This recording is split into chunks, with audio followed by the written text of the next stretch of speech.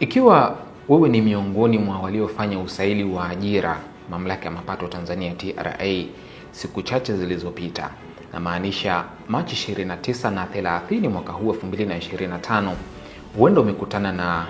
orodha ya majina yanayodaiwa kwamba ni ya wale waliofaulu usaili huu, ambayo yamekuwa kisambaa kwenye kurasa mbalimbali za mitandao ya kijamii. Naomba nikutoe shaka, majina hayo si ya kweli, na huenda yanasambazwa na watu wenye nia ovu ya kufanya ulaghai, ambao wamekuwa wakiwaahidi watu kwamba eti wao wana uwezo wa kuwapa nafasi za ajira katika taasisi mbalimbali kwa sharti moja tu la kutoa kiasi fulani cha pesa.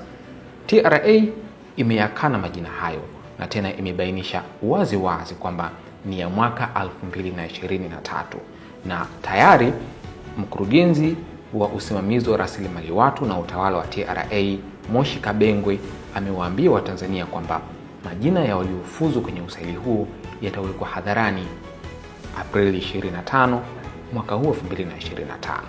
Sasa napenda kuwakumbusha wale wote ambao wanaomba ajira kwenye taasisi mbalimbali kufuatilia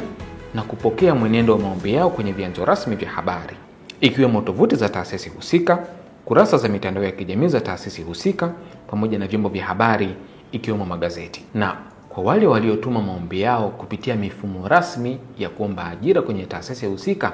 basi wao hupokea mienendo ya maombi yao ikiwa wamekubaliwa ama wamekataliwa kupitia barua pepe ambazo walizisajili wakati wanatuma maombi.